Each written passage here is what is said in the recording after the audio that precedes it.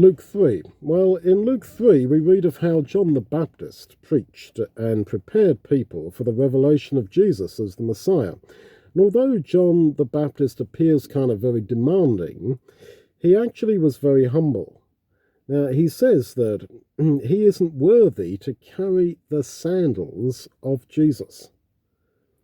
But the person who went ahead of a greater person as his herald was known as the one who carried the person's sandals.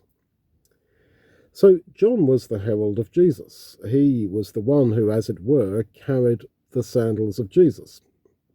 But he says that he's unworthy to do this. He's not worthy to carry those sandals. It's important to be humble.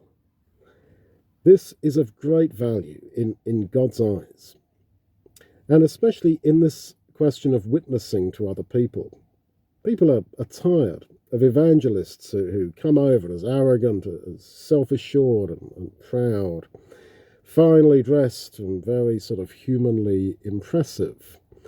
I wonder whether these people ever really bring anyone to Jesus. They may get big audiences, hopeful that they also will become rich and prosperous and chic, but I doubt they bring many to Jesus Christ.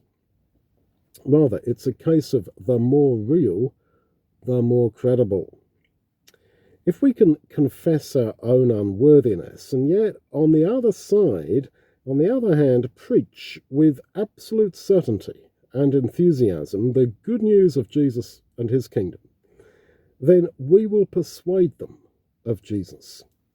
Because every man is secretly insecure and aware of his own inadequacy. If they see that we're the same, they will listen to us.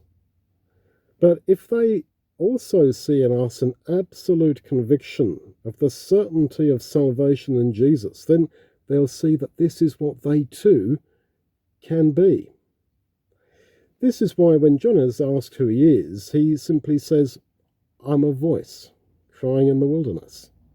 His message was what was all important.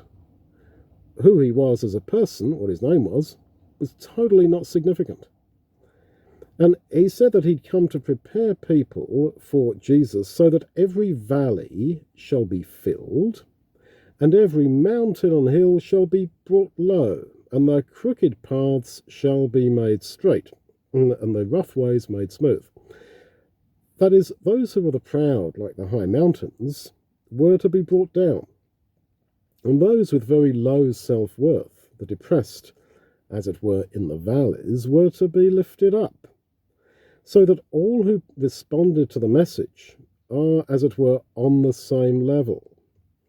Now, those who are formerly proud and those who once were far too low in their view of themselves, we're all made level, and we together are the right ground to welcome Jesus.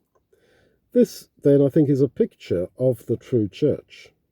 The depressed and hopeless lifted up, and the proud brought down, all prepared together to see the glory of God revealed in Jesus Christ.